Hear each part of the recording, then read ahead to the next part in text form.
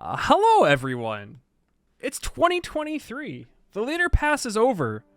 We are not getting any more. I swear this time we are not getting any more Civ content.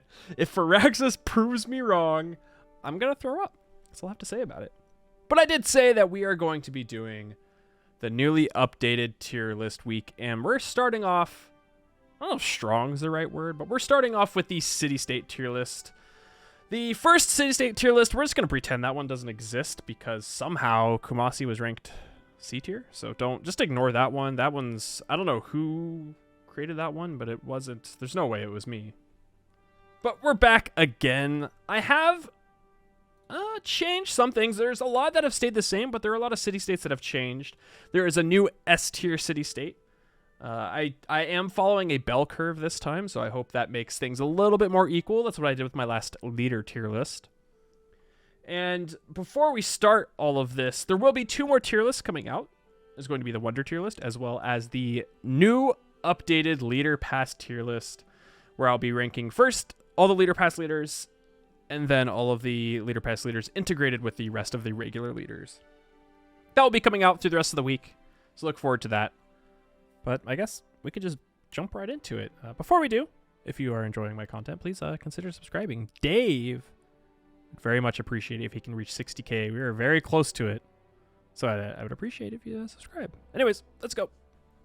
Starting alphabetically, we're going to go with AKKAD. Now, AKKAD is a militaristic city-state. It's actually one of the really good ones in this entire list of military city-states. I usually rank them pretty low because you do get +1 production from them, but most of their bonuses really are not that great. So AKKAD's description is that melee and anti-cavalry units do full damage to city walls. Now, I'm just going to put it right over here into A tier. I think this is pretty fair. The big thing about this is the melee unit part is nice, but the anti-cav units doing full attacks on damages to walls means you can use spearmen, you can use pikemen, all that jazz to attack cities and not have to worry about the negative damage toward, well, not negative damage, but the lack of usefulness of anti-cavs to unit walls. I feel like out of all of the militaristic city-states, anytime I'm in a Dom game, I always look to have AKKAD, just because whenever you have AKKAD, you're basically like, all right, I don't have to worry about getting siege units early on. I can just grab a battering ram and destroy walls in like 2 hits. So I feel like AKKAD is a lot more useful early game. It can be useful very late game, especially when the city-states, not the city-states, especially when civs get steel, but I feel like AKKAD is for sure the most useful out of the militaristic city-states and their bonuses. Now, it is very one-dimensional, right? You just want to use this for Dom games, and that's really about it, so there is a knock on that. It could be even like moved down to maybe like A-, but I have AKKAD in A tier. I think that's where it was last ranking, and it really hasn't changed. It's a pretty straightforward city-state. It has a really good bonus. Nothing else to talk about, really. It's A tier. ANSHAN, first scientific city-state. Now, I will state I do have some implicit bias towards cultural and scientific city-states. I usually rank them higher just because of the fact that scientific and cultural city-states, especially in the beginning of the game, but just from their general bonuses of giving you science and culture, are better for you inherently than other other city-states, specifically militaristic city-states, for example. Culture is going to get you a lot further ahead than +1 production will. So I do have to state that. But for ANSHAN is not one of those. I'm actually putting ANSHAN into a C tier this time. I think I had them in B last time. They're good. They're not awful. It's +2 science from each great work of writing and +1 science from each relic and artifact. So if you are doing a cultural game, they're a pretty good city-state to have because they will be giving you a lot of extra science. You know, if you're getting a lot of great writers and getting a lot of great works of writing, you're probably getting like 20-ish minimum extra science just from that. The thing is, I just don't think that is enough to justify putting it up in the B tier. 20 to 30 extra science from great works of writing alone is nice, like, don't get me wrong, but I just don't think that's enough to... I don't think having like 160 science versus having 180 science in a cultural game is really going to do much for you. And then when you're playing every other type of victory, it just, I don't know. It doesn't feel that impactful, and I think I just overrated them last time. I'll put it at like a high C tier, so I'll leave it closer up to here. But I don't know. I think Anshan being in a C tier is pretty fair, especially compared to the rest of the scientific city-states. Now, Antananarivo is our first cultural city-state. Antananarivo gives you extra 2% culture with every great person ever earned, up to 30% total. Antananarivo, I had a really hard time putting this into A tier. I almost wanted to put it into S tier, but I'm going to put it into A tier. It's going to be a high A tier. The reason why is because not every single game you're going to be getting a lot of great people. Not every single game you're going to be getting enough to get up to 30%, which would be, right, 15 great people. So that's not going to be happening. But there are going to be a lot of games that you can have that happen. And I really don't think people the reason why, if you've watched my Wonder tier list videos, I mean, there's going to be another one coming out again, but you'll know that I highly rate Wonders like Kilauea because to this day, I don't think people really value or understand how strong percentage modifiers are in Civilization 6. And an extra 2% culture, up to 30% culture is insane, especially when you stack it on top of things like having Pingala with the extra 5% culture, the extra culture for having Pingala established, plus for culture from citizens in that city, on top of having things like Oracle, Kilauea, on top of running the cultural cards that you get 5% culture for each city-state that you have used. That percentages stack up a lot very, very, very fast and causes you to just snowball out of control. There's a reason why whenever you watch my cultural games, at the end of the game, I end up having, like, if I'm not doing a cheeky, national park only or whatever, if I'm playing like an actual honest culture game where I'm getting great works, I'm getting wonders, I'm getting national parks, I'm getting rock bands, I'll have 2,000 to 3,000 culture per turn because I'm utilizing the ability to stack modifiers. And so I think Antananarivo being up high, a high A tier, because it earns 2% culture up to 30%. So you can get 30% max is, I think, insanely strong and very, I think it's just really good. High A tier, Antananarivo. ARMAGH. First faith city-state. Builders can now construct the monastery improvement, which provides faith as well as heals religious units. Now, you know what? I will admit, I think the last tier list, I 100% overrated housing abilities or tile improvement abilities in general. I still think housing is really important, but I think I overutilized. I think I overstated the importance of some of these tile improvements and ranked some of them a little bit higher than they should have, and I believe that ARMAGH is one of them. I have ARMAGH actually down into, I think this is probably one of the biggest jumps, is down into D tier. Now, the fact that it does give +1 housing is actually pretty great. Like, it's the monastery is an entire, like, +1 full housing. Not a lot of city-state tile improvements do that. Not a lot of tile improvements in general do that. The only other one I can think of at this time from a city-state is a Cahokia mound. But we'll get into Cahokia and why I think the Cahokia mounds are a little bit better. The extra faith that you get, I think it's +2 faith. I could be mistaken. Yeah, it's +2 faith. Provides 15 HP per turn for friendly religious units. I feel like that's just not that impactful. Maybe it could be argued that it's bumped up to C tier just because of the fact that it provides 1 housing and you can place it on an unused tile. But I don't find the +2 faith that impactful. Maybe the healing for religious units is nice, but more often than not, your holy sites are going to be placed in areas that you're going to be districting around unless they are surrounded by mountains. But even then, you're still probably going to have districts around them, whether or not you have, like, Mahabodhi Temple or Meenakshi Temple or the like. So you can heal there anyways. And religious units heal super fast regardless. So the only time I can see, honestly, monasteries being useful outside of housing is in multiplayer games with religion, but religion is so different in multiplayer that I don't know. I think I just overrated monasteries last time. I find myself, even when I have ARMAGH in the game, I rarely build them. I'd rather build farms, for example. So yeah, D tier. I think D tier is fair compared to where I had them before. AUCKLAND. Production city-state. Or industrial city-state, I should say. Shallow water tiles worked by citizens provide +1 production. Additional +1 when you reach the industrial era. Now, Auckland is one of my favorite city-states, specifically for obviously like small continents, archipelago maps, fractal maps, and things along those lines. And I have Auckland into A tier. It is, however, dropping down a little bit to A-. And I think just because of the fact that Auckland really is only utilized and useful for specific scenarios, and those scenarios being when you're on the coast. However, because it's so strong and it gives you +1 production on tiles that generally don't even have production at all, and can be boosted up to +1 production once you reach the industrial era.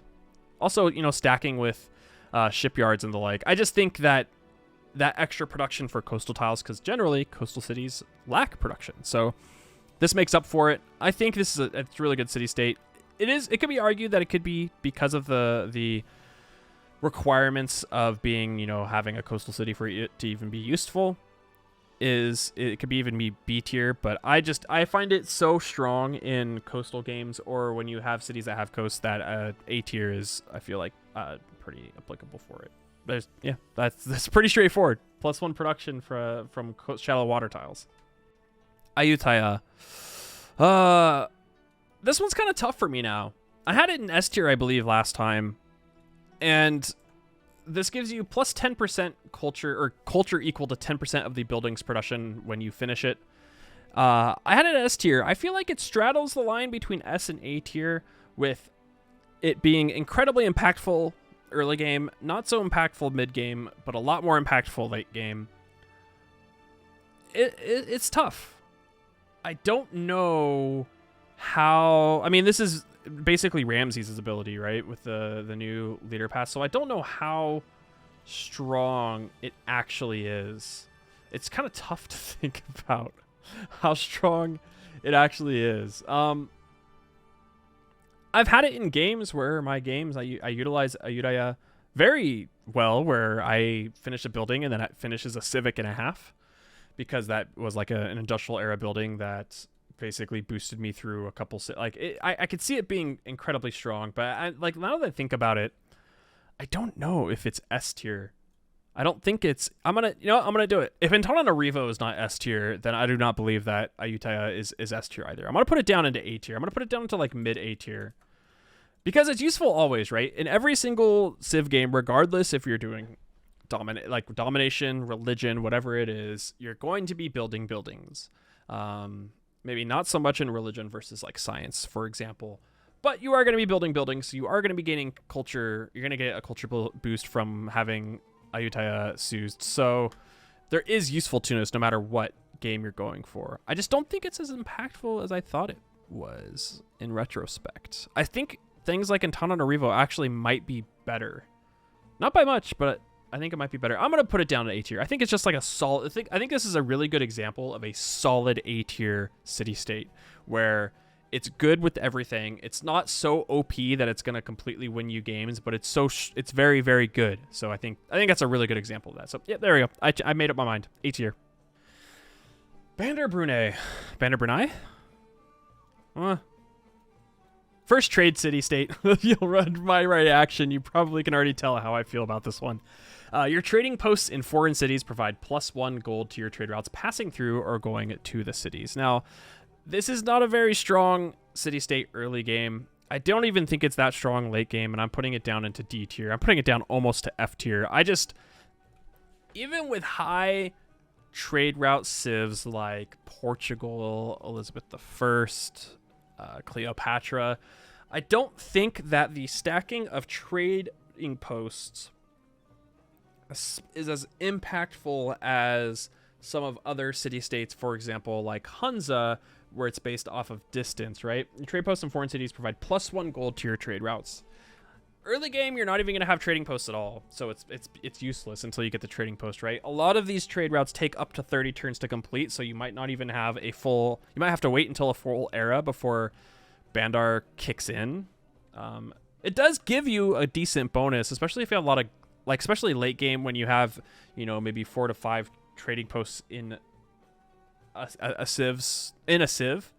But that also. It also depends on them passing through those cities to gain it. So I just don't think it's that great. Even when you try to utilize it well, it's pretty hard. So I I think D tier is pretty fair. I just don't think it's that impactful. The fact that it's like basically like the bonus is basically negated for the first, I would say, like 40 turns is pretty rough. Bologna. Bologna, second scientific city-state. Your districts with a building provide +1 great person point to their type. Great writer, artist, and great musician for theater square districts with a building. So it's obviously, if you have an amphitheater, it's going to give you a great writer, so on and so forth. This is a really good scientific city-state. It just amplifies your great person points. You can stack this with Oracle. If you're playing Peter, for example, this is like an S tier civ, just because you're just going to be stacking so many great person points so fast. So I think Bologna is one of those city-states that is strong with every single type of leader, every type of victory condition. Maybe like a less so with Dom as much, but maybe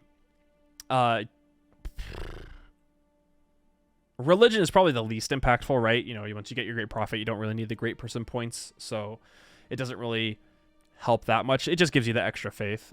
But I'm gonna have Bologna up into A tier. I think this is another solid A tier civ. I keep saying civ, city state, whereas it just gives you good bonus. It just gives you a good bonus, and there's no really downsides to it. You're gonna have at least one of the buildings in your district pretty early on. You're gonna have whether it be a library, amphitheater, holy site with a shrine or a barracks. You're probably gonna be having it pretty early on. You're gonna be able to utilize those great people points pretty early. So I think it's a pretty good building. God, dude, how do I words good? It's a pretty good city state. Straight up A tier. Brussels. Oh, Brussels. This is one of those city states that if I could, I would put it to S tier, but considering how strong the other S tier city states are, it is just almost there. And we're stacking these A tier city states right now, and that is Brussels. Your cities get plus 15% production towards wonders, and this stacks obviously with other things, like corvée, oligarchy, things along those lines, or not oligarchy, whatever the first government that you get that gives extra production. This is a really good city state. If you are doing wonder production, wonder rushing, probably the best city state that you can find. Allows you to do crazy things like getting really fast wonders that you normally would not be able to get on deity, such as Machu Picchu, pyramids, things along those lines. Really no downsides to this city state either. You get the +1 production from it being an industrial city state. On top of that, you get the extra production towards wonders. Actually, it's +2 production, right? Yeah, +2, not just 1 production, +2 production. So it's just a really good city state. The only downside is if you're not building wonders, it's kind of useless.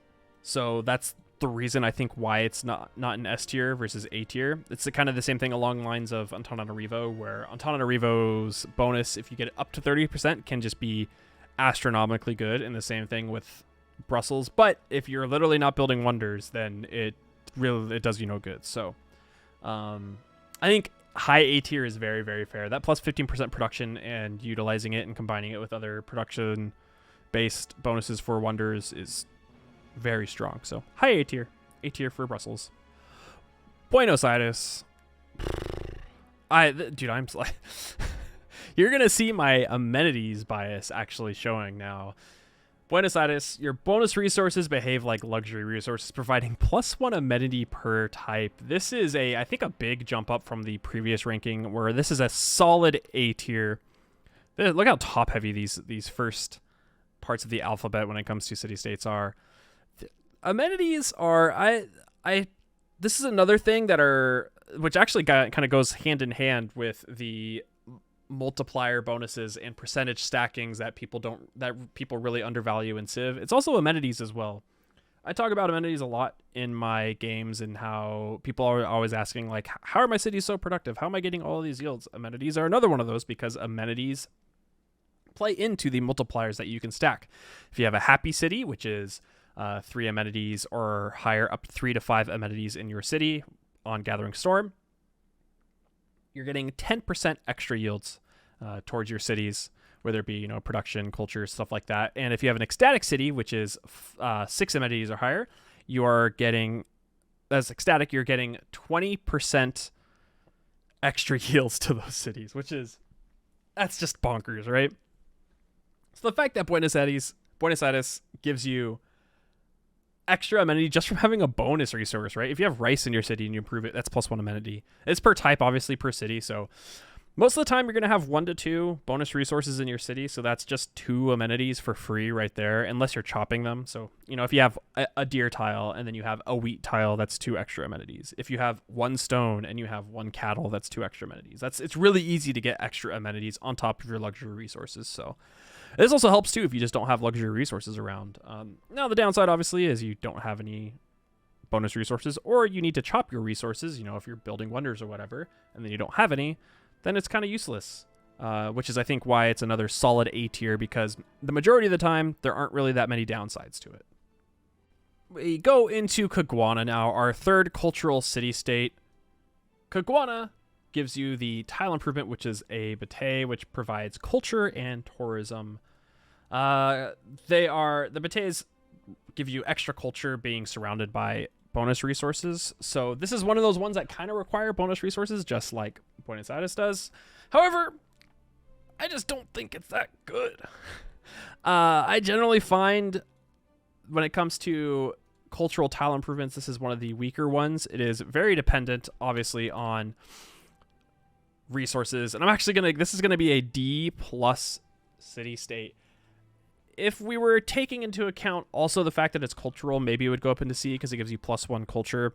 But we're more or less just talking straight about their bonuses. And the fact that it is generally harder to get a decent bate in your empire, right? You get +1 culture, then +1 culture for every adjacent bonus resource and entertainment complex. And then you get 2 culture, you know, when it goes to exploration, and that also converts into flight, tourism with flight.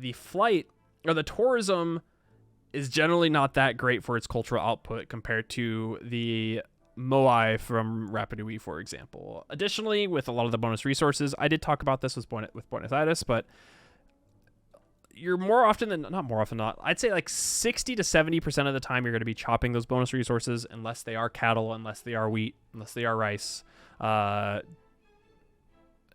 finding spots to surround your bates and get decent yields by them, it kind of stinks. Also, the fact they can't be built on hills, and they also cannot be adjacent to another bate. It's just, there's a lot of limitations to them that I just don't think the impact that you get from them is that great. So culture, city-state aside, I just don't think they are as impactful as I used to. So I think it's a high D tier.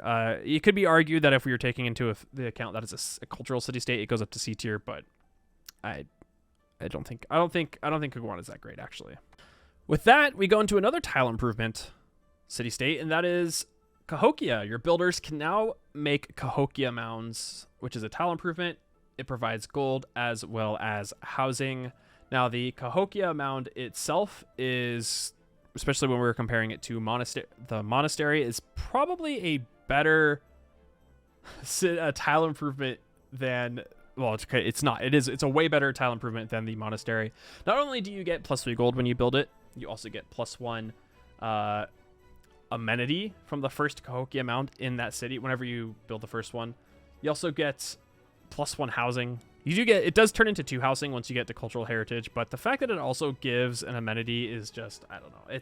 That's pretty crazy. So amenity as well as a housing, and that's why I have Cahokia. I think this is the first B tier city state. This is a very solid B tier city state. The difference between B and A tier, right, is like, for example, Bologna, AYUTTHAYA, those are just like solid. There's really no downsides to them at all. With B tier, I feel like that's just a good city state. The downsides are that it's it only gives you a tile improvement. The tile improvements take up land, and maybe you want to put a district on a good spot where a Cahokia mound would be, or maybe you just don't have any good spots for Cahokia mounds. I don't know. There's a lot of different limitations to them, and so I feel like a tile improvement city-state is probably not going to be as good as other city-states that give you just inherent bonuses without having to build anything. So with that, Cahokia is a solid B tier. It could be bumped up a little bit to B+, but I think solid B tier is pretty fair for that. Oh, also the fact that it does, I forgot to mention this, it does give you food later on in the game.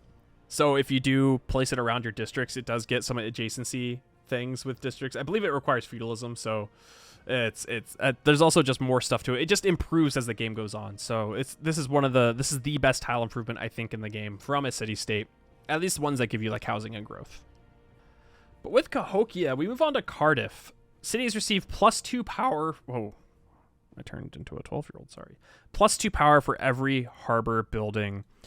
Now, there had been some, I don't know if arguing is the right word. Some people, I feel like, seem to be pretty damn convinced that Cardiff is a lot stronger than I have let it off to be. I've ranked it in a decent spot. I think it's been no higher than C tier, maybe B tier in the past, but I feel like I've always ranked it a pretty high C tier because your cities, like I said, receive +2 power for every harbor building. Now, power is really only concern with scientific victory types. Now, there are some other ones, right? You know, for broadcast centers, you get the extra culture from broadcast centers for having power.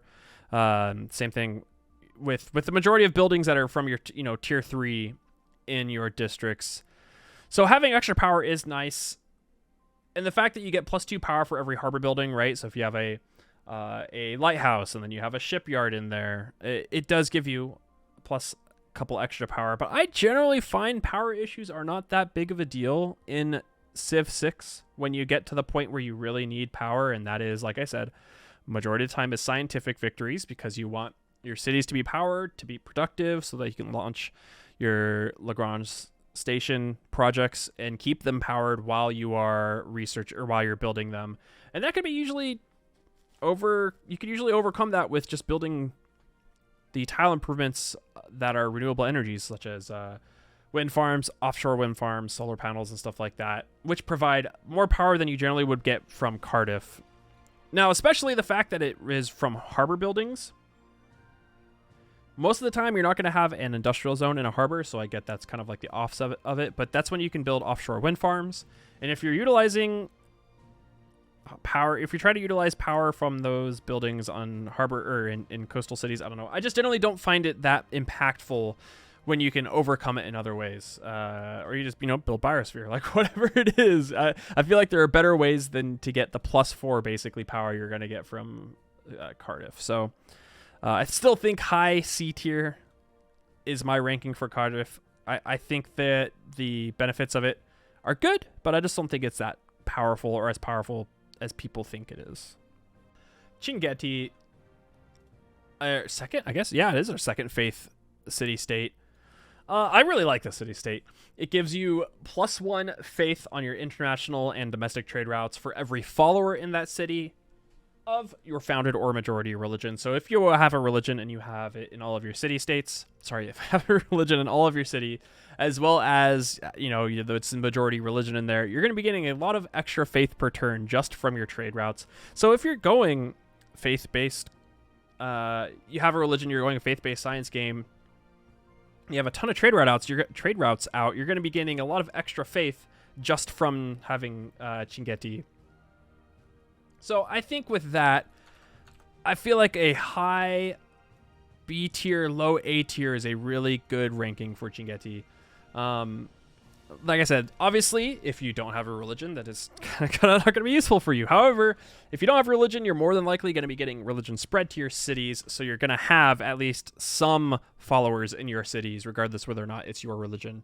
So utilizing Cinguetti is kind of pretty easy. You just send trade routes and you get extra faith no matter what. So it's pretty good city state. I have utilized and relied on Cinguetti for my faith income just from that in scientific and culture games and not having to build a lot of holy sites. So it's a really strong city state. I think, like I said, there's an argument it could be high B tier. I think low A tier is pretty straightforward, right? The only downside is if you don't have a religion or just people aren't spreading their religion to you. So pretty good city state. From Chinguetti to Fez. Now, I was really harsh on Fez previously. I did not think Fez is a very good... Can you move out of the way? Thank you, Photoshop. City-state. Whenever you use a unit to convert a city for the first time, you gain 20 science per population of that city. Now, this is only, and this is one of the things I want to reiterate, is the first time you convert that city to your religion. And I feel like people think it's like, oh, you convert that city to your religion, and then if it gets converted, then you reconvert it again. And that's not how it works. When you use a unit to convert a city for the first time, you gain 20 science per pop in that city, which it's a nice little scientific boost. You could probably get like half of a civic or half of a tech done with it, but I just generally don't find it that useful in games, especially if you are doing religious games. You don't really care about science in religious games. The only time you really need science is to get up to your holy sites. That's really about it, because all you care about after that is Mahabodhi Temple, right? So I just tend to not find it very useful. And even in scientific games and cultural games, when you are using religion, like maybe there's an argument to be made if you're doing like a faith-based science game with like Saladin of Arabia, for example, and you're spreading a religion everywhere, you can get a nice little scientific boost from it. But I find that putting resources into spreading your religion into other civs with Fez and trying to go that synergistic route just is not useful than using your faith for other things, like faith buying great engineers for wonders, faith buying great scientists like Einstein, Isaac Newton, things like that. So once again, I have Fez ranked pretty low. I have Fez down into D tier. I think that it is useful. I think it's very situational when you're using it, and I don't think the situational ability is that strong. So D tier. Going right from Fez into Geneva, I think you know what I'm going to say for Geneva. There should be no surprise here. Geneva, your cities earn 15% science whenever you are not at war with any civilization. And this is our first S-tier city-state. I cannot emphasize enough how good Geneva is. It is top tier city-state. 15% science whenever you are not at war. Obviously, if you're doing a domination game, you're going to be at war, but there are going to be a lot of times, even in those dom games, where you're not at war. And that extra science is so incredibly strong, especially when you're suzerained with Geneva. You have Pingala in your city-state, or in your cap, or whatever city you're in. You have Kilwa Kisawani, and you have every one of your cities are, happy or ecstatic. Like, the stacking modifiers that you can utilize with Geneva is absolutely insane. People do not understand how I cannot keep reiterating how good multipliers are, how good percentage-based multipliers are in Civ, and Geneva is one of those. 15% science for free. You don't have to do anything except just not be at war. And considering that, we'll say like 75% of the time you're not at war in Civ, unless you're just a Dom player who likes to go Dom all of the time, then obviously that doesn't apply to you. But the fact that you can just utilize and get free science without doing anything is incredible. So Geneva S tier, there's no changes from that one. If I could, I'd put it up here, but S plus S tier is just a very, very, very, very, very good city-state. Into Granada, our second militaristic city-state, and I'm actually going to be putting Granada lower than I did last time, surprisingly. Builders can construct the Alcazar improvement, which provides culture, protects military units, and provides science based on the tile's appeal. Now, I just don't think that Alcazars are that good anymore. It is actually, I think it's like half the appeal, right? Let me look it up. Let me see. Culture bonus, science bonus, half the appeal of the tile in which it's placed. I just don't think that Alcazars are that good anymore. The fortification bonus is kind of nice. It's whatever. If you're doing like tile improvement only culture, I'd still rather have Moais. But it's just, I don't know. I don't think that Alcazars are as... I don't know what my infatuation was with them earlier. Maybe it's because appeal-based play was a lot better, right? You could go Earth Goddess when it was still +2, and also the fact that Cyrus's Paradisas weren't nerfed, so you can go like Paradisa Alcazar stuff, and that was a lot of fun. But that was still a very niche ability, so I don't know, like I said, I don't know what my infatuation was before. So Granada, I don't know, D tier. I just don't think Alcazars are as good as I thought they were. Moving on from Granada. Hattusa, another scientific city-state. You know, I used to think Hattusa was one of those ones that was pretty... I mean, it is a little situational, right? You receive 2 strategic resources per turn when you have a resource researched, but you don't own it. So, you know, for example, you researched bronze working, but you don't have any iron in your city or anywhere nearby, but you are suzerained with Hattusa, you gain +2 iron per turn. I am now under the camp that Hattusa is a pretty good city-state. I'm gonna say B tier. I'm gonna say solid B tier. There's really no negatives to having Hattusa suzerained, right? You're mostly gonna be wanting it just for either Dom stuff, or if you're just defending yourself, you know, that way you can upgrade your units into swordsmen, musketmen, etc., and not have to worry about the AI trying to declare war on you because your army seems to be too weak. That's always a nice plus to have, but you just get free strategics if you need them. So this is actually pretty useful too if you are doing science victories and it's late game and you don't have any aluminum in your cities, but you have Hattusa. You can start gathering aluminum in your stockpiles just because you're suzerained with Hattusa. So there is some use outside of just doing Dom stuff anyways, but I have Hattusa in a B tier. It's just a decent city-state that isn't terrible. There's really no downsides to it. The only thing is, like, you know, obviously maybe religious victory, but I feel like religious victory is so...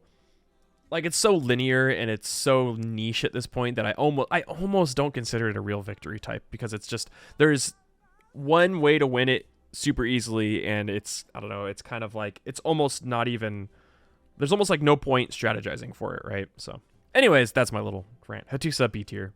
Hong Kong. I think I actually was a little harsh on Hong Kong before this. I don't remember what I rated it before. I want to say I rated it like C tier, maybe a low B tier. Oh yeah, it was still low B tier. Oh, it's still gonna be B, but it's gonna be a higher B tier, almost up into A tier. Your cities gain plus 20% production towards city projects. Now, this is mostly just useful for scientific victory. It can be useful for other things, like maybe you want to win a World's Fair, so you get extra production towards that. Or maybe like if someone is asking for aid and you want to win that aid project, but that's like a very niche, rare scenario. Mostly this is just for scientific victory when you're trying to run the Lagrange space station projects, or you're trying to launch the Earth satellite, things along those lines. With the addition of the leader pass, there is, well, actually, no, this doesn't count, I think, towards Ligia, if I remember correctly, because it's additional production on top of it. I'd actually have to test that out. I'm pretty sure Ligia does not matter. If someone can correct me in the comments, I'm pretty sure that Hong Kong does not affect Ligia for Yongla, for Yongla's city project. I think it actually doesn't affect it, so never mind, take that away. But regardless, this is still a B tier. It's a good civ. It's a good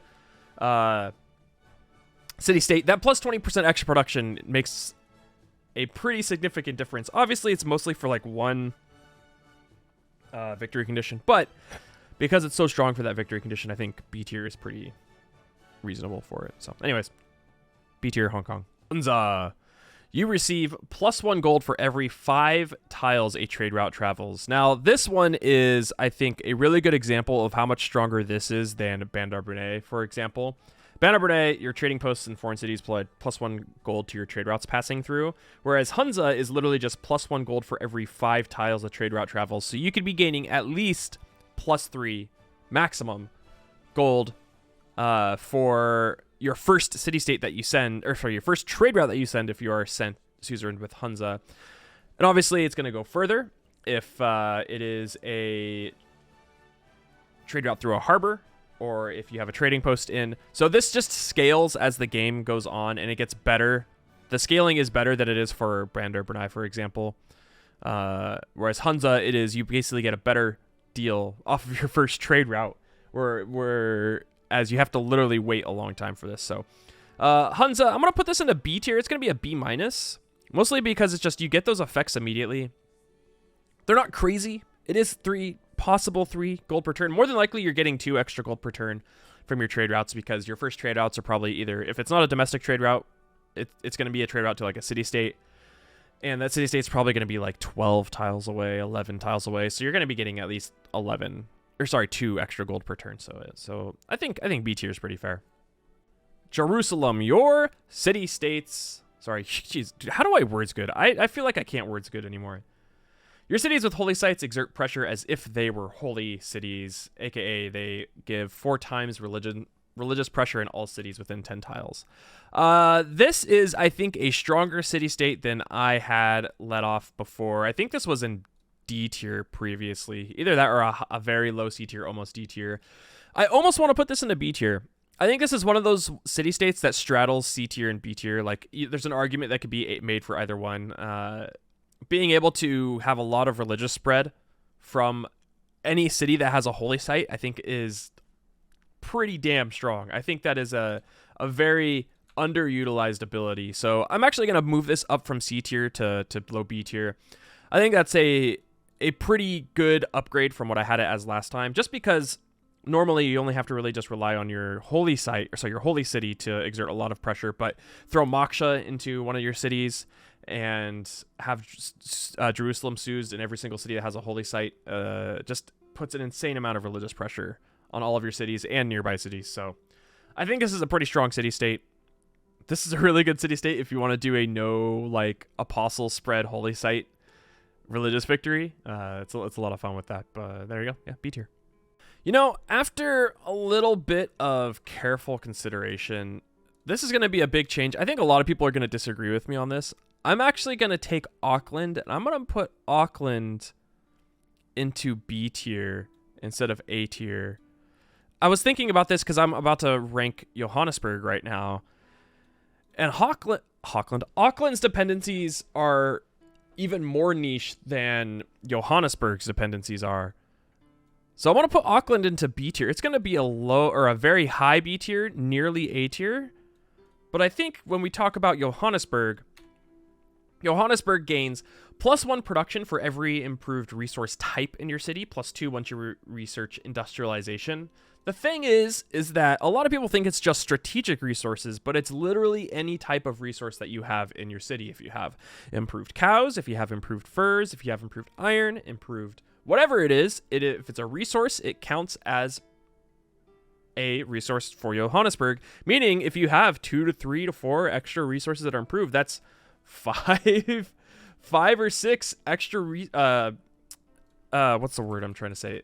5 or 6 extra production in your city, in that specific city. Now, if the caveat obviously is that if you have, a duplicate in that city, you want to give it to another city. It does. If you have multiple of one city, like it doesn't stack. It's only per type in that city, or per improved resource type. So it can get you a lot of extra production. It's basically having like a mini workshop in your city without having an industrial zone. I think this is incredibly strong, and it's very underrated for what a lot of people think it is. So Johannesburg, I think, is getting a big jump compared to last year. Okay, that's a lie. Nope, it's literally the same thing. It's going into A tier. It's the same spot. I think Johannesburg is very strong. I think Johannesburg is a lot stronger than people think it is, just because they mostly think it's just strategic resources, but it is. It's every resource. So there you go. Johannes going up, Auckland actually going down. It's still very strong. Auckland is, but I'm thinking it's a little bit more dependent. I mean, obviously, it's like, well, you just have to settle on a coast, but more often than not, you're gonna have resources in your city than you're gonna be on a coast. So Johannesburg. Going right from Johannesburg to Kabul, another militaristic city-state. Kabul is a city-state that I used to really, really highly rate. And I think it is still a very strong city-state, but it is a city-state that is very, very niche. And so I am putting it into C tier. This is more of like a middle C tier than it is a top high C tier. And people might be wondering, well, how do you have Kabul into C tier but AKKAD into A tier? Kabul gives your units double experience from battles they initiate. Now, Kabul is only useful when you are initiating battles in mostly dom victories. So when you are attacking, so you don't get the double experience when you're sitting there fortifying. It's only when you are attacking into the AI. Whereas AKKAD is one of those city-states that is incredibly useful throughout the entirety of domination victories, because your units, specifically melee and anti-cavs, are doing full damage to walls instead of the percentage damage. So this is a little bit more niche than AKKAD is. Also, the fact that AKKAD's abilities, especially early game, if you are fighting against walls and you have a battery, like if you really destroy cities once you get to swordsman with AKKAD in the game. Whereas Kabul, it's like, yeah, it's nice you get that double experience, but the double experience and the amount of stuff that you're getting from that, unless you are, I don't know, getting to the point where you can get like double shots with archers, or you can get up to +1 range with siege units. This comes online a lot faster earlier, so I think that's a little bit, or at least that's my reasoning. So, anyways, C tier. Now, the next city-state might be a little controversial. We're talking about Kandy. If you do not know what Kandy does, Kandy gives you a free relic every time you find a wonder. A natural wonder, that is. I believe you also receive plus 50% extra faith from all of your relics too. This is an incredibly strong city-state, but it is not as strong as it is very dependent on finding wonders before you use Kandy, and it runs out at a specific point. Now, obviously, you get the extra faith per turn, the extra 50% faith per turn from all of your relics, but if you're playing on a standard size map, that is 5 wonders that you can find, and more often than not, you're going to be finding at least 1, if not 2 wonders when you're scouting before you use Kandy. So you're only going to be getting maybe 2 to 3 extra relics, unless you like first meet Kandy and get super lucky. My turn 87 victory, Ludwig. But for me, I'm putting Kandy in a solid B tier. I think this is one of those city-states where its bonuses are so insanely strong that it has to be at least B tier, but because of its drawbacks, you know, the fact that you run out of being able to get any more relics, also so there's a finite amount of use that you can get out of it, kind of drops it down for being A tier, S tier, just because of that. So there is arguments that can be made that, you know, if you're suzerain of Kandy, you first meet Kandy and then go Amani first, seize them, then you can then you go like mass scouting and find relics, you know, and getting a relic before turn 20 is super strong. But I don't think it's strong enough to warrant it being up higher than B tier. So I don't know. There's a lot of arguments. I think there's a lot of people who rank it so highly that it could almost be close to S tier, and some people who don't think it's that strong at all. So, but anyways, those are my thoughts. On to our second S tier city-state. This is Kumasi. If anybody knows me, if anybody watches me regularly, you know that I have such a love for Kumasi. Kumasi is just so ironic because the first time I ever did a city-state tier list, I truly did not understand how strong this city-state was. And I was like, this is C tier. Your trade routes to any city-state provide +2 culture and +1 gold for every specialty district in the origin city. Let me repeat that. +2 culture and +1 gold for every specialty district in the origin city. That means that if you're trading from your capital and you are able to trade to a bunch of city-states, you know, if you have for example, let's say you have a harbor in your capital and you are expanding like crazy and you have a bunch of harbors or commercial hubs in all of your cities and you have like 12 extra trade routes, or you have 12 trade routes going in, right? And you have 6 district, sorry, that's quite a bit. We'll say it's like mid to late game. We'll say it's like turn 120 to 140 and you have 12 trade routes and you have, you know, your capital is like pop 12, pop 13. So you have like 4 districts, right? And so you have 8 culture and 1 gold. Sorry, 8 culture and 4 gold for every specialty district because of that. So you're gaining an extra roughly 100 culture just from Kumasi. Just from trade routes, if you're only trading with city-states, which I find that the trading with city-states in this scenario is way more beneficial than trading with your even your allies, but also just anyone nearby, because you can stack the policy card Visselbanken with this. So now not only are you gaining culture per trade route, you're also getting a ton of growth per trade route, and you're also getting a ton of production per trade route. So you're just turning your trade routes into these massive yield generators. And so it's so strong. I've had so many games where Kumasi has carried me through that game up until the point where I don't really need to super rely on it anymore, because I have insane theater square adjacencies, or or I'm going to space. But even then, and especially in your space race games, having Kumasi is super helpful, because you're not going to be getting a ton of culture, and so having an extra 100 culture just from trade routes is really strong. Even in like domination games, right? Who you're going to be trading with? If everybody hates you, you can only trade with city-states. This is an exceptionally strong city-state. It's one of those things where you could make a tier list, and it could just literally be always suzerain, these two. Everything else situational, right? Like Kumasi is always going to be good for you. There's no downsides to this. People will be like, well, you can't really trade with your allies, or you can't trade with stuff. It doesn't matter. It's almost better to trade with city-states that you're suzerained with by stacking Wesselbanken, as well as democracies, trade route bonuses as well, and stacking Kumasi as well. It's almost better to do that for 90% of the game anyway. So too strong. Kumasi's too strong. I feel like if there was ever a city-state that needs to be nerfed, it might be Kumasi. Maybe to put it one culture per, or especially to district in the origin city. This just really encourages you to go super high populous capital with Magnus, trade routes, democracy, Wesselbanken. It's so strong. Very, very strong. Into La Venta. I love this city-state, man. La Venta's so good. Builders can now build the Colossal Head improvement. It provides faith and tourism. You also get increased faith from having woods surrounding them, or I think it's also rainforest too, but +1 faith for every 2 adjacent woods or rainforest. So you really just want to have these surrounded by woods, like on the outer perimeter of your city where you're not building any districts. Spam Colossal Heads next to terrain. It's super strong.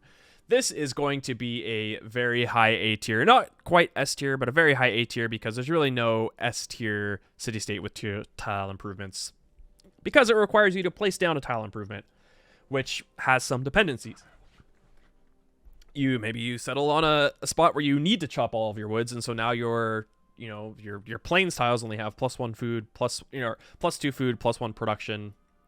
Not even that, +1 food, +1 production, and +1 faith, or +1 culture. So it is a little bit of dependent on where you're settling, what your terrain looks like, if you have extra room from your districts. But because Colossal Heads are so strong, and because you can get an insane amount of faith. I mean, there's been so many games where I have run national park only type games or whatever, and I'm trying to get a ton of faith without having to do any holy sites.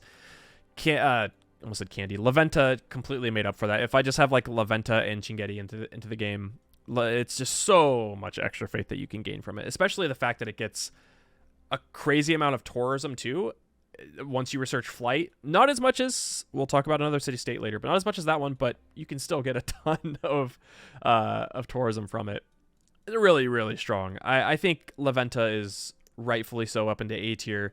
The reason why, like I said, it's not into S tier is just because of its dependencies. So, also it's a tile improvement. Tile improvements can get pillaged, all that jazz. There's a lot of things you can talk about, but it's so strong. I think A tier is pretty reasonable.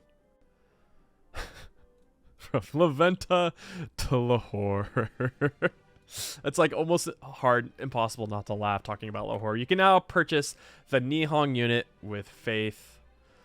Oh man, this is once again dumpster tier, F tier. I'll put it a little bit higher in F tier. We'll put it into like F plus tier because it gives you a melee unit, and it's similar to like a warrior monk. Man, Nihongs are just so bad, dude. Like they're just not like, yeah, like you get +10 combat strength from it's like that one promotion. You also get like movement, whatever it is from it. I think it also like it doesn't get any negative combat penalties, but it's just like it's just not a good unit, right? It doesn't do bonus damage to, or it doesn't work with, what are they called?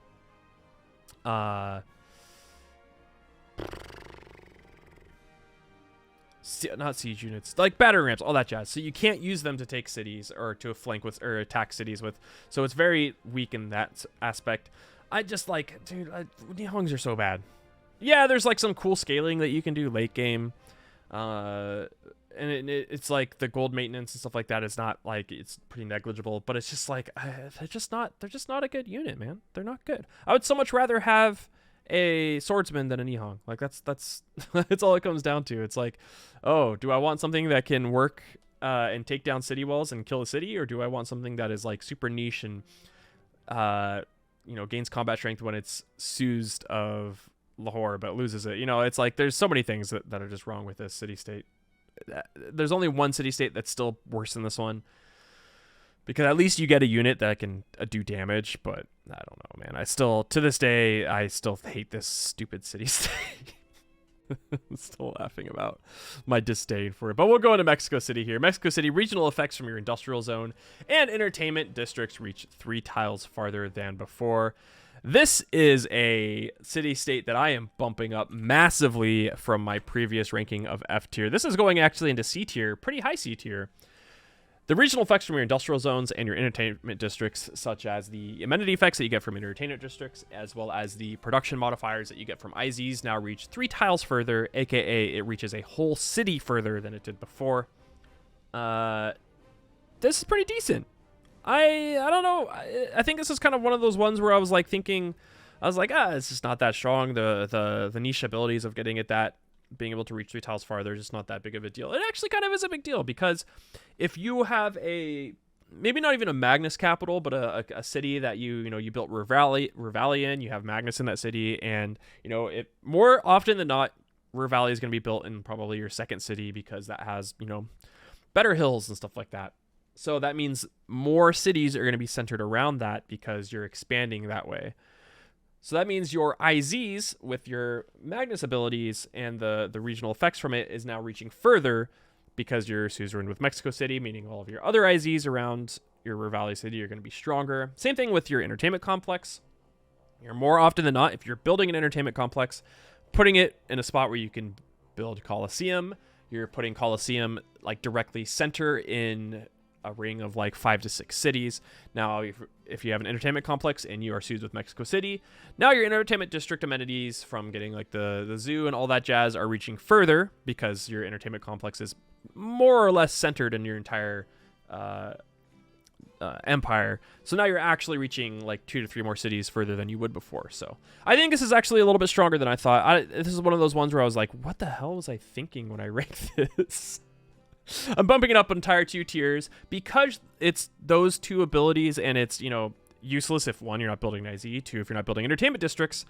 I could see it, having some limitations, which I think is a high C tier is a bit better of a ranking than before. So I hope you're all happy with that. I got a lot of flack for this one, deservedly so. MITLA, another scientific city-state. Improved growth for city-states that have campuses. I think it's like 15%. I don't know where the improved growth came from. I think it's just what I had in my spreadsheet. I believe it's 15% growth. Let me look. Yeah, city growth rate is 15% higher in cities with a campus district. This is an okay city state. It's not great. It does mean that if you have a campus, your city is going to be growing. It's basically having the Magnus potential, right? Magnus, I know it's 20%, but it's like having like a little mini Magnus in your city just for it to grow. I think it's fine. I'm going to put it into D tier, mostly because it's okay. It's very niche. It's not, I keep saying niche. I need to stop saying just the word niche. It's very, you only really get this bonus. Well, obviously you only get the bonus if you're building campuses, and the only time you're really building campuses is if you're doing, scientific victory. You might get a campus or 2 during Dom games later on, but that's the only thing, is that I find this 15% growth more beneficial in the earlier to mid game than the later games. And the only time you're really going to be utilizing this in all of your cities, like I said, is you're doing your scientific victory. So it's an okay city state. It has a good benefit, but the benefit doesn't really apply to every type of victory or most of the things that you're going to be doing in the game, unless you're going specifically scientific victory. So I think D tier, maybe like a high D tier more than a low or mid D tier, is better. live ranking change right now. I'm gonna put it in a C tier. I lied. Sorry. I'm gonna put it in C tier. I think it's better than D tier. It's better than Granada. It's better than Fez. It's better than CAGUANA, BANDAR, BRUNEI, ARMAGH. It's better than those. I was like looking at it. I'm like, Mitla's as good as Granada? No, it's better than Granada. So I think it's better than Granada. Yeah, I think C tier is better. I think C tier is a better ranking for it. A low C tier. I had it in D tier last time. A lower C tier because its benefits are going to be shown elsewhere, right? Your city grows faster. You can get more districts, get more production, get more yields because you're going to be growing faster, getting more citizens. Whereas Granada is like, okay, you can build Alcazars, but Alcazars have to be placed. They can't touch another one, so you can get like a max of like 3 Alcazars in a city. So you're getting like maybe +3 science and +3 culture, if that. So Mitla is definitely better than Granada. That's a fact, 100%. Into Mogadishu. This is one of my favorite city states, just because of the fact that, especially in archipelago, fractal, small continent maps, all that jazz, it is incredibly useful. But even then, it's still a very useful city-state in Pangea maps if you are trying to do trade routes along the coastline and there's just constant barbarian galleys. This is a very good city-state for what it does. If you don't know, Mogadishu, your traders are immune to being plundered on water tiles. It's basically having that golden age dedication, but in a city-state. And so with that, I'm putting it into a high B tier because of its limitations of it only applying to water tiles. And, if you're playing on a Pangea, you're playing on a continents map or whatever, you're more often than not going to be trading not on water tiles until late game. In late game, you are more often than not, you're more likely to not have barbs running around. This is very nice, though, in Dom games, especially like naval Dom games, where you are trading across the sea and they can't pillage your trade routes because you have Mogadishu. So I don't know, it's a really good city state. I really enjoy having this one. The rational side of me obviously knows its limitations, which I think is why we're putting it into B tier here. From Mogadishu right into Mohenjo-Daro. Mohenjo-Daro, cultural city state, allows all of your cities that are not settled on freshwater to act as if they were settled onto freshwater, aka they receive full housing from it instead of as if they were next to a river, instead of, for example, being on a coast and only getting the 2 housing from that. This is a decent city state. It is, I think housing is one of those things where it's not really appreciated as much as it should be. And having Mohenjo-Daro in a game where, maybe you're settling a city off water in the middle of land with no water around to get like a really good Colosseum city or something along those lines, or maybe you really need some resources, or you just have an all coastal game. Having Mohenjo-Daro is a pretty useful city state to have. Is that even a sentence? Having Mohenjo-Daro is pretty nice. This is a solid B tier. There's really no negatives for this. More than likely, you're trying to settle on rivers most of the time. That way you can also get water mills, so you can get the effects from those. But if you are settling on a coast, or you're playing someone like Guitarja, for example, you're most likely settling on a coast. So Mohenjo B tier, I think that's pretty fair. Muscat. I almost said a commercial hub. City state. Another trade city state. Your cities that have commercial hubs in them gain +1 amenity. That's pretty decent. It's all right. It's not like not a super terrible city state. I'm gonna put it into C tier just because it's required you have to build a commercial hub. Obviously if you're on a naval map, you're gonna be building harbors, but it's just like one of those city states that are similar to others where it just has limitations, right? Similar to Mitla, where you have to have a campus. This one is a city with a commercial hub. Now, more than likely, you're building some type of trade district.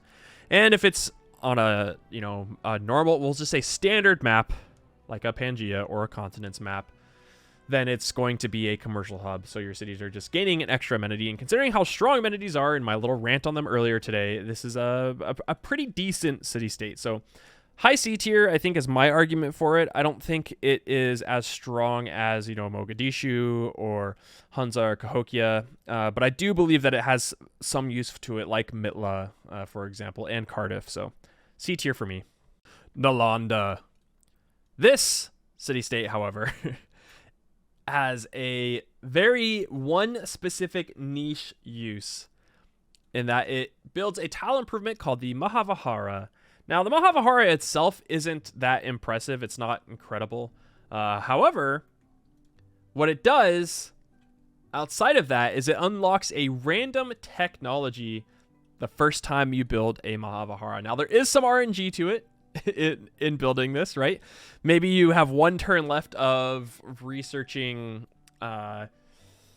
commerce, right? And you build a Mahavahara and then it finishes commerce for it. It's a random technology to completely finish it, so there is some variance to it. It's best to build a Mahavahara when you are just about to start research something, because it's completely random. And so there are times where I've built a Mahavahara and I've been like, you know, I've had one turn left or whatever on bronze working, then it finishes bronze working for me. I'm like, come on. But outside of that, the Mahavahara itself, it gives you +2 science. It does give you +1 housing and then +1 science for every campus, or +1 faith for every holy site. I think it does not include Sowons, however, but it does. Let me look. It does include observatories. Yeah, it does include observatories, but not Sowons. So you can get like +3 science or +4 science sometimes, and +1 housing from a Mahavahara. But if you're going to be districting with campuses, you're more than likely putting them into corners of mountains or districting around government plazas with other districts, so you're not really going to get the full benefit of a Mahavahara. The only time I really think they are super beneficial is if you're playing the Maya and you can, you know, you're going to be putting your observatories around plantations anyways, and so you're going to have some room to put Mahavaharas down. So I think the more important part of Nalanda is the fact that the Mahavaharas unlock a random technology. I think that's really the only really super good part of this city-state.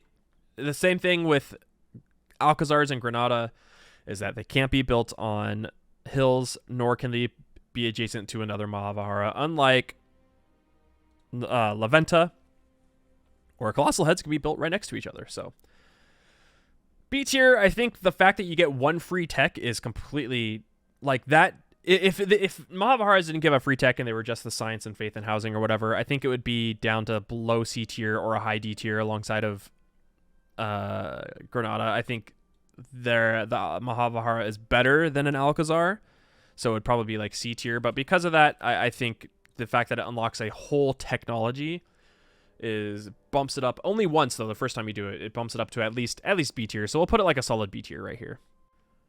From Nalanda to Non-Madol, this city-state is a this is one of those city-states that can just literally win you games. But because of its limitations, it is not an S tier city-state. I'm going to put this into A tier. Non-Madol gives you a +2 culture from your districts on or next to a coast.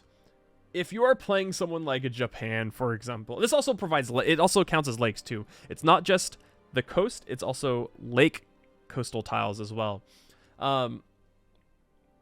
It gives you, it's just basically having like a mini theater square adjacency for every single district you have on a coast, and it's so strong. Like, it's one of those ones where if you're playing Japan or you're playing a Guitarja, you're playing a coastal city state, or you're playing on a map that is like archipelago or whatever it is, the amount of culture that you get from this is just absolutely bonkers. Like, it's so crazy strong, especially in the early game, that you're playing. A really good example is doing those Dido games where you're doing a really fast, what is it called?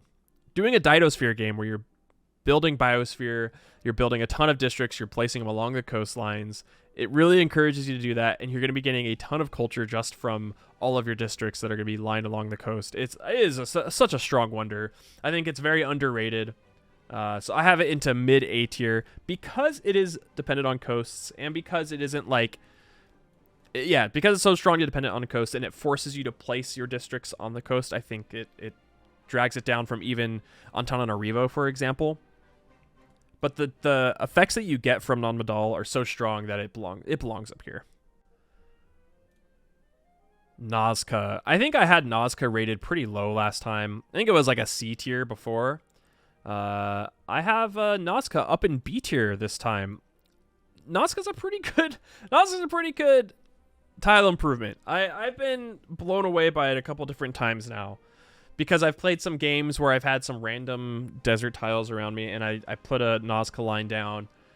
Which you don't know, NAZCA allows you to build a tile improvement called the NAZCA line. It provides faith, food, and production. I think it's +1 faith to adjacent tiles, and then it's +1 food to adjacent like desert and desert hills, plus adjacent like +1 production for flat tiles. It also gives you +1 appeal too, which is another crazy thing. So it's really useful in appeal-based games. You know, if you're playing Cleopatra, specifically like Ptolemaic Cleopatra, this is a very useful tile improvement. You know, place them next to your sphinxes, or you're playing Nubia, for example. This is a fantastic city-state for Nubia. Place a NAZCA line next to your Nubian pyramids. Put Nubian pyramids all around your NAZCA lines. Like, you just get crazy, insane yields.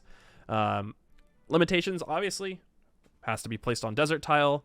Also, you putting NAZCA lines next to each other, it negates the fact that you have a NAZCA line in the first place, because the tiles themselves cannot be worked. So you really want to spread them out, similar to, like, it doesn't imply, or it doesn't state that you can't, like, you can put NAZCA lines next to each other, but the implication is that you want to treat them like an Alcazar. You want to treat them like a Mahavihara, where you place them spaced out. So, but because NAZCA lines are so strong, I think a B tier ranking is better than, or is more applicable than the C tier ranking that I gave it last year. So the experience that I've had with NAZCA has been a lot better than previously, or at least what I thought previously. I think it deserves a bump up in the rankings.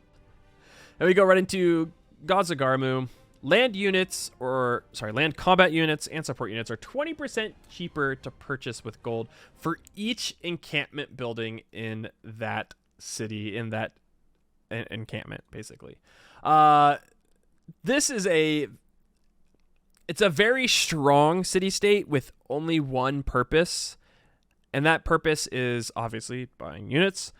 So I'm going to put it in the C tier. There's going to be an argument that's going to be made later for a city-state that is the same thing, where it's very strong but for one purpose. But that one purpose for the upcoming city-state literally breaks the game. So Gazagarmu is really only super useful in domination games.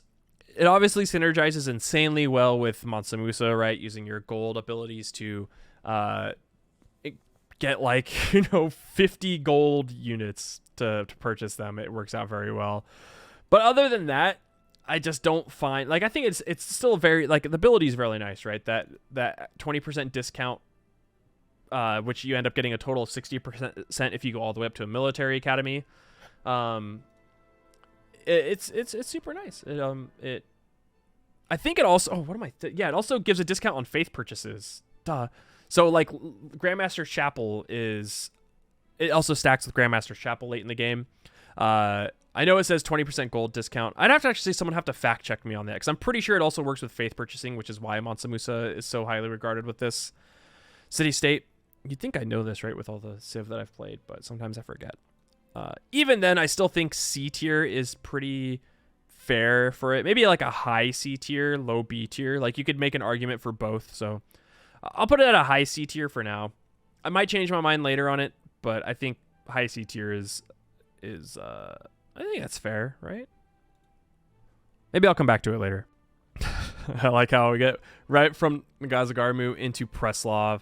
I said there was one city-state that is worse than Lahore, and that is Preslav. If I could, I would put it into its own god-awful, disgusting, worst tier of all time.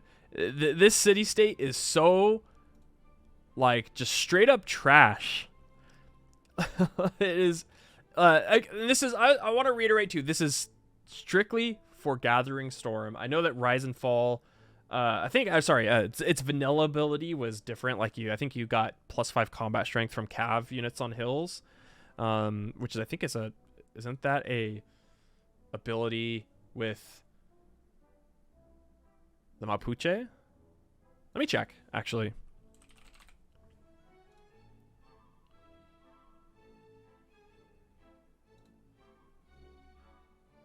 No, it is not. I don't know what I'm thinking of. Maybe I'm thinking of Tamar's ability with the melee units. I could be wrong though.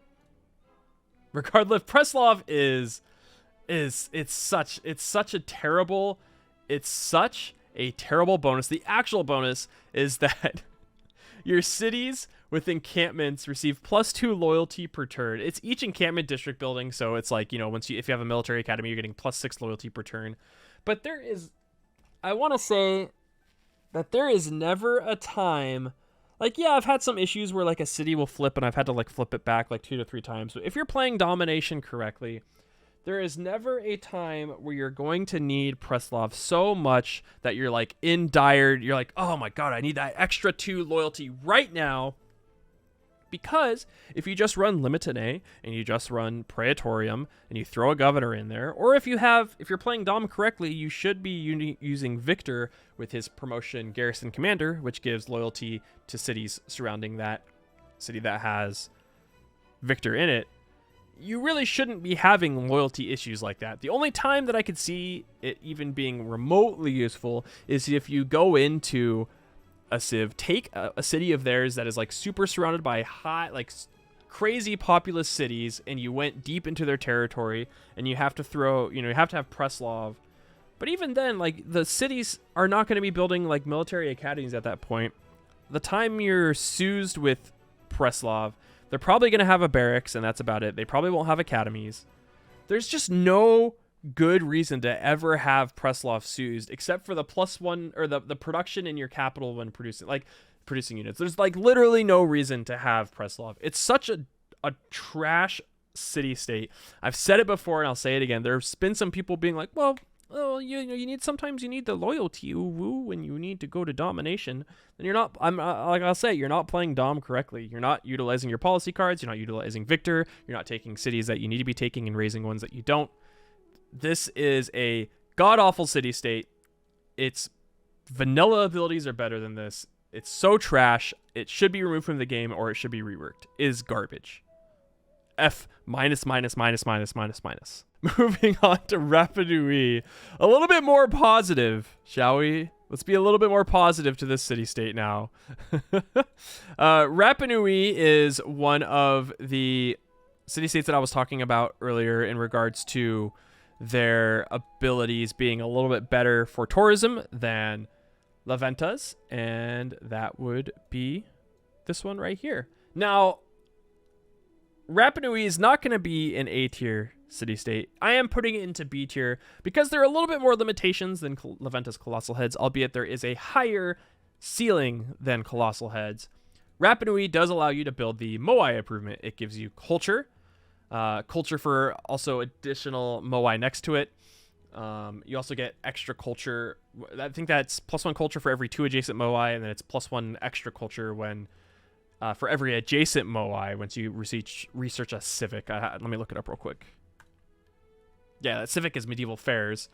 It's also +2 culture if it's adjacent or on volcanic soil or adjacent to a coast. So there are some like insane upsides to the city-state. There are some caveats with it, is that it cannot be placed next to woods tiles or rainforest tiles, and it can only be built on grassland and plains or volcanic soil, whereas Colossal Heads can literally be built on anything.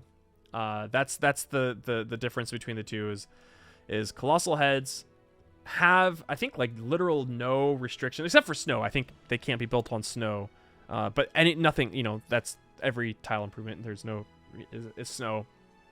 There's no, that's the only downside for this. Whereas Rapa Nui, it does, the Moai have a little bit more limitations, but because of the fact that its tourism is based on its cultural output once you research flight, and you can have an insane amount of culture if you play it correctly with, like, you know, you have just random satellite cities that have no districts in them. You chop everything and you just throw down Moai on every single tile improvement. That is a really good way to gain a lot of culture with Moai. So I think because of its limitations versus Colossal Heads, it's going to drop down to B tier a little bit. It is a very strong, like, don't get me wrong, it is a very strong tile improvement, but it also has, like, its downsides are a little bit stronger than it is versus Colossal Heads too. So I think that's fair. There is, like I said, there's a pretty good argument that it could be an A tier city state. If if LaVenta's A tier, why is Rapa Nui not A tier? I just think I value Colossal Heads a little bit more outside of just the strict tourism game that you would with Rapa Nui. Samarkand. Trading domes. Tile improvements. Sorry. I'm losing my mind a little bit. Your builders can now build trading dome improvements. They give you, I believe it's +2 gold just for building a trading dome, and it's +1 gold for every adjacent luxury resource. Also, your trade routes sent from cities with trading domes generate +1 gold for each trading dome present. Now, this is one of those weird city-state tile improvements that can't, like, theoretically can be very strong. I'm putting it into a high D tier, low C tier.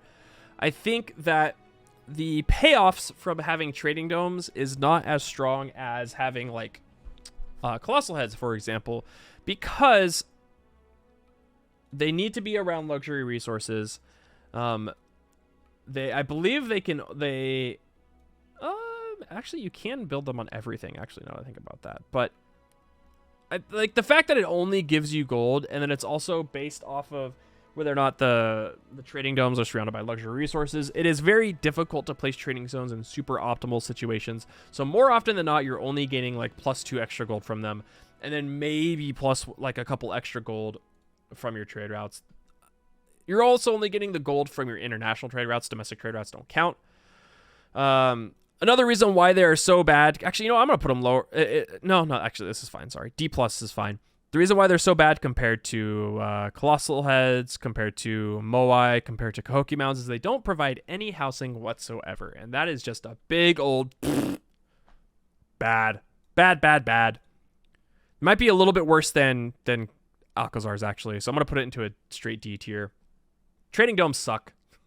I'll say it. Another trade city state with Singapore here. Your cities receive, I think it's +2 production for every foreign trade route that you have a trade route to for each foreign civilization. So it's pretty nice. This is mostly useful for trading with your allies. So you have to be trading with like basically every, I think it's per trade route, like, so it basically limits the amount of extra production you're going to be getting versus Kumasi, for example. You could just be trading with it's not as strong as things as like Kumasi or even like Singapore. So I have Johannesburg. I have Singapore into C tier. It's a high C tier just because you can get like a decent amount of production for each foreign civ that you have a trade route to. But the problem is, especially if you are in a mid to late game scenario, specifically mid-game, you're really only going to have, if you are going alliances, you're going to have like 1 to 2 decent alliances that you want to trade with.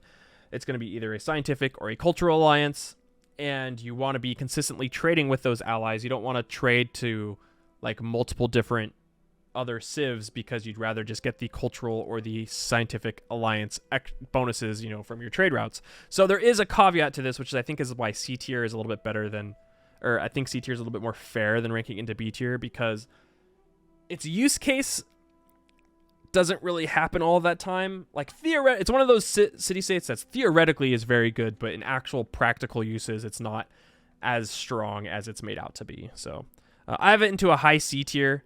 It's kind of similar to like Muscat, for example, and Cardiff as well, where its actual use case isn't as beneficial as its theoretical abilities. Onto our final scientific city-state here, Taruga. Your cities receive +5% science for each different strategic resource that they have in,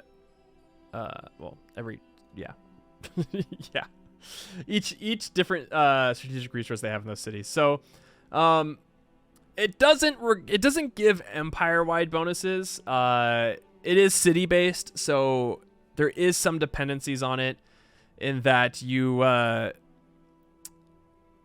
city has to have a strategic resource in there. So you're only going to be getting this in a couple different cities. However, 5% bonuses stack with every other bonus in the game. And you guys know how I feel about modifiers stacking. This is one of them. So it is, you know, there is a possibility that you can get a like 15%, 20%, you know,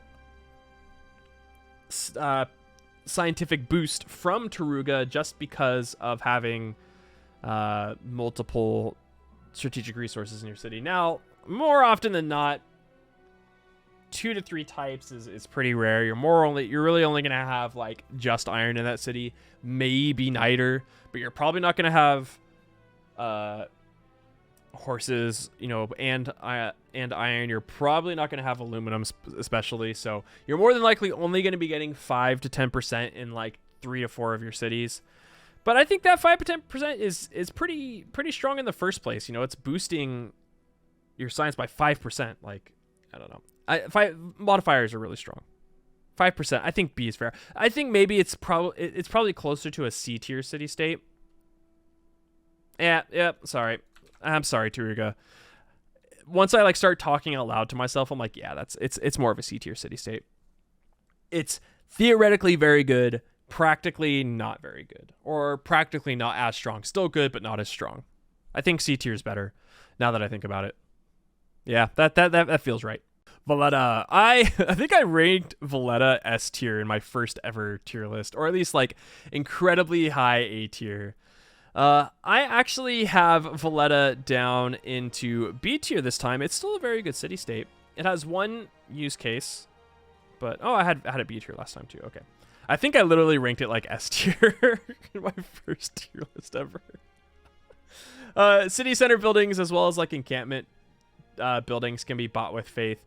So what that means is that you can build Ren walls, you could build medieval walls, you could build ancient walls. You can even build you can faith buy granaries, monuments. This also means that you can purchase sea walls with faith, which is incredibly useful late game, because if you're doing a science game, if you're doing a dom game, you're going to have some faith at the end, but you're not going to have any use for it. And buying sea walls with faith is very, very cheap. So Valletta, being B tier, you can utilize extra faith that you don't have, or, you know, if you're in a pinch and someone's declaring war on you, you're soothed with Valletta, you have a lot of extra faith. You can just faith buy walls in all of your cities like real quick. I feel with that it is incredibly strong. It's a very, very niche scenario for what you want to use Valletta for, but because it's so strong, I think having it into B tier is pretty fair. There's just so many times where Valletta has just saved my skin, or Valletta has just been there for me, you know, like the good city state that it is. So it's hard to rank it any lower than B tier.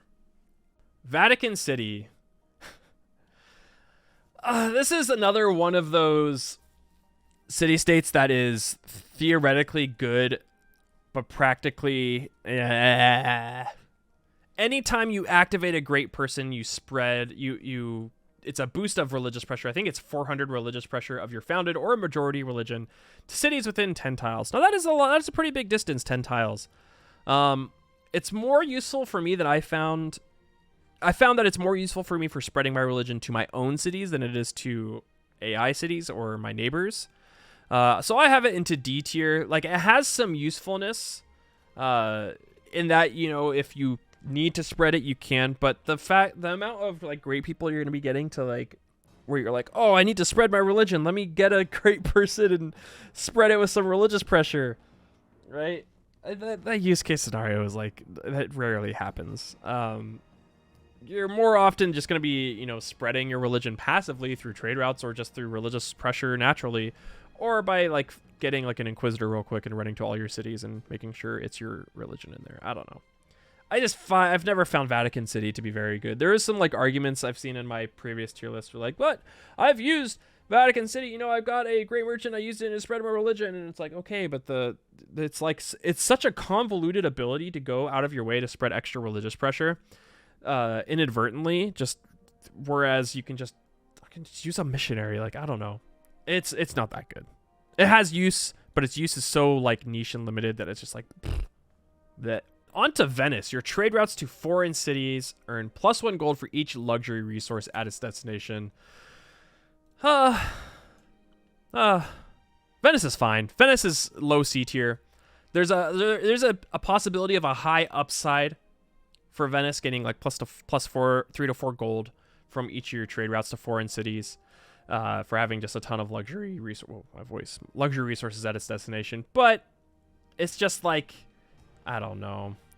I find its abilities to be a bit lacking in that anytime there's a city state or anytime there's an ability that has like a possibility of something happening, more often than not, the theoretical use case is just not going to be that large, right? You're not going to have, or at least from my experience, you're not going to be able to use its abilities to its full capabilities that often. So now you can argue and be like, okay, but what about BRUNEI? There's a Venice has better abilities than BRUNEI, like straight up. So you can literally use it from the first time you use it, whereas BRUNEI takes some ramp up.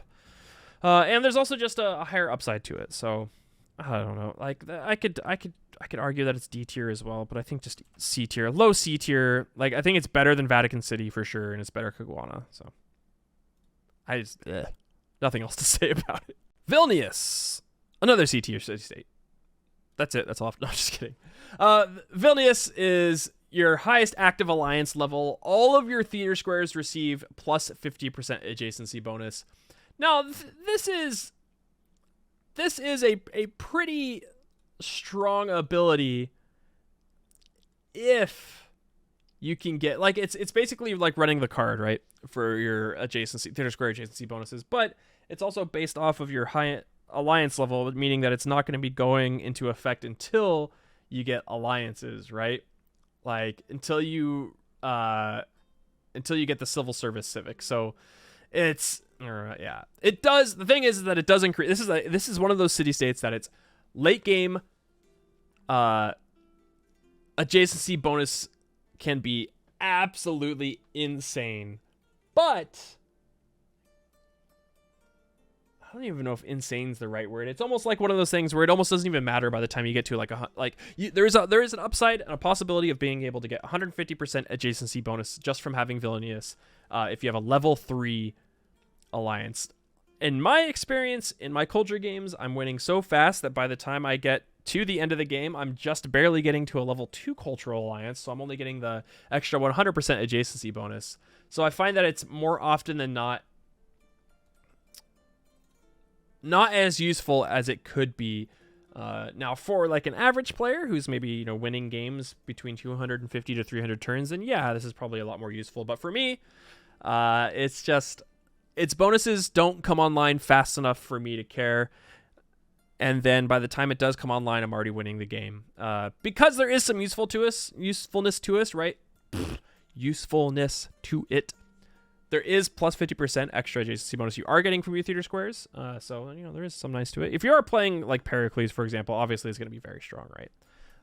Acropolis is always going to have a super high adjacency bonus, so you can just utilize Vilnius basically right away once you start getting allies. But other than that, I don't know. Its usefulness is not as strong as something like non-Madol or AYUTTHAYA or Antananarivo is. Volyn, our final militaristic city-state here. Volyn gives you general points whenever a land unit defeats a major or minor civs unit. And you also get admiral points. So you get great general or great admiral points depending on what you're attacking. Now this is a very interesting civ in that it's only useful when you are warmongering and actually killing units. So with that being said, I think it's into C tier as well. It's a very high C tier because of the fact that you can use Volyn to attack people and get a great general within like 10 turns or something like that. Not exactly that, but you can get a great general very, very fast with Volyn. However, its usefulness outside of that is it's very one-dimensional, and if you're not doing that, it is useless. It's a useless city-state.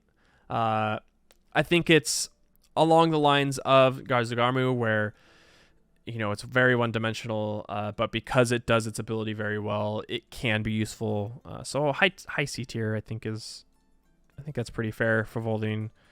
I could see it being argued even down to D tier, but if you are a warmonger or if you are warmongering, then it's just gonna allow you to get constant great admirals or constant great generals.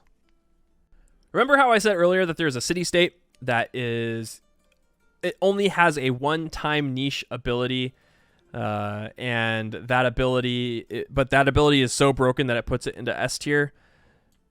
Yeah, that Yerevan. I had it in A tier last tier list. I'm actually swapping it out and I'm putting it into S tier. Yerevan is so broken. Even though it's only really useful for religious victory, it is so broken that it makes religious victory is already easy in the first place, but religious victory makes it so easy that it's not even fair.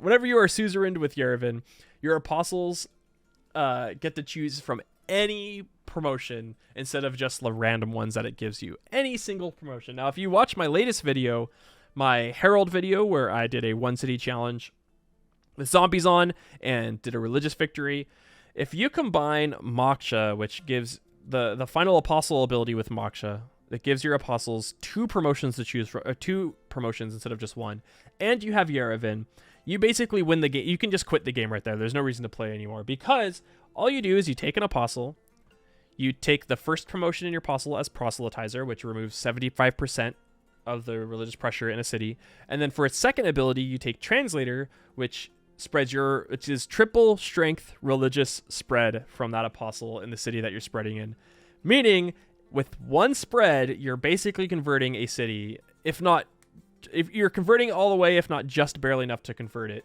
So you can just take your apostles, you can take a group of like 3 apostles where you do 2 apostles that have the proselytizer and translator, as well as having 1 apostle that has like debater and proselytizer, so you can just defend those apostles. You send like a hit squad of those 3 apostles to one civ, you send another 3 to another civ, and then you do that to every single civ, and you win the game in like 20 turns or however long it's going to take you to move your apostles around the map. It is so absolutely broken that it's like, I feel like there should be a different ranking for S tier. Like, these 2 are always useful, like no matter what type of victory you're going for, right? This is, I mean, it can be useful for like culture stuff or whatever, but this is really only useful for religion, but it's so broken that it should be in its own tier. It should be like over here where it's like broken for religion and nothing else, right? Yerevan is so strong. It's so good. It's so good. If you're going, if you want to like super cheese your games and you want to do religion games, just put Yerevan in there and you can just win so fast. It's so good for what it wants to do. S tier for Yerevan. It's just a stupid city-state. And on to the final city-state of Zanzibar. Zanzibar is another one of my favorite city-states that I think a lot of people don't necessarily understand how Zanzibar works either. Zanzibar gives you, when you're suzerain, the cinnamon and the cloves luxury resource. Now, you should know that luxury resources give you amenities. They give you +1 amenity per resource type that you own. But each of these gives 6 amenities. So the cinnamon luxury resource gives you 6, and the cloves amenity gives you 6 as well, meaning that you get 12 in total. And that is why I am putting Zanzibar up into A tier. It is close to being S tier, but I don't think it's that strong compared to Kumasi, Geneva, and Yerevan. Now, the way that this works is that those 12 amenities are spread amongst all of your cities evenly. That does not mean if you are doing a 1 city challenge and you've used Zanzibar, your capital city now gets 12 amenities. It is +1 amenity to your first 12 cities. Now, that may not sound like a lot, but because of how I explained how amenities work earlier, and if you're running, Colosseum and stuff like that, Zanzibar could be the difference between getting your cities from happy to ecstatic in the late game when you are, and I would say you probably should have a minimum between 12 to 13 cities if you're doing most types of victory conditions outside of religion. And so that means that that could be the difference between having all of your cities happy and ecstatic, or at least all of your main cities that you care about. It is by far the strongest amenity city-state in the game because it applies amenities to 12 total cities. And if you wanted to, you can sell the cinnamon and the cloves luxury resource. That's the only way you can get it, by the way. I just wanted to say that. You can only get those resources by being Suz with Zanzibar. Actually, wait, can you sell them? I feel like you can sell. I feel like I've bought them before. I feel like I have bought them before. Regardless, the fact that it applies 12 amenities to, or 1 amenity to 12 city-states is a really strong ability. Amenities are very, very strong. I'll do a video about amenities soon. I talk about it in almost all of my videos, but I'll do one about amenities. You should really be actively trying to keep your cities happy, a lot more so than in the past. Or if you're playing on vanilla, it's not as important. But with Gathering Storm and it's the way that it treats amenities now, you really should be worrying about them. And that is why I have Zanzibar so high up into the tier list. It is a very, very good city-state. There it is. That funny feeling. No. There's the final 2023 city-state tier list. It's not too terribly different from my 2022 one now that I'm looking back on it. We can do some... I'll do some comparisons here. I'll throw them up on screen on some of the rankings that I did. Obviously, the major ones are Yerevan being S tier now, Mexico City moving from F tier up to C tier. But most of the other ones, like for example, almost all of my A tier ones have stayed the same. Maybe Auckland dropping down to B tier, NAZCA moving up a little bit. Most of this, I would say, would stay the same. There was some shuffling in between this. D tier, there was some shuffling, like ARMAGH moving down to D tier. These two are obviously the same. I mean, I can't get over how bad Preslav is, right? Preslav is such a bad city-state.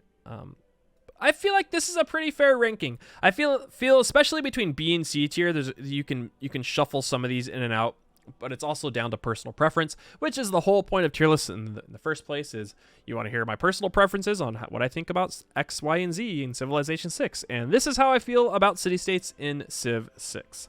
You should still be trying to choose every single city-state that you can, because of the bonuses that you can get from them, from building things like Kilwa Kisawani, are very, very strong.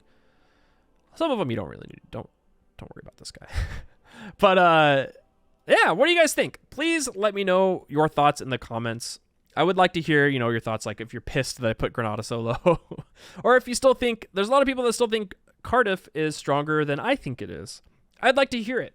Additionally, if you've been enjoying my content, please consider subscribing to the channel. I haven't checked today. I need to look. I think I'm just about to hit 60K. If I haven't, oh my gosh, I'm 40 away from hitting 60K.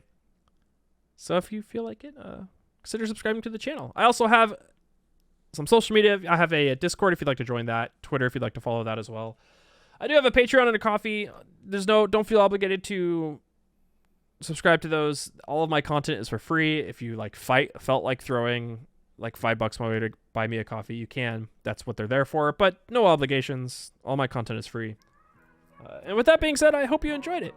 The next tier list is going to be the Wonder tier list, and after that one, it is going to be the newly updated Leader Pass Leader tier list for Civilization 6. And that's it for me. Once again, I hope you guys all enjoyed this, and I will see you in the next one. Bye-bye. Bye now. Bye.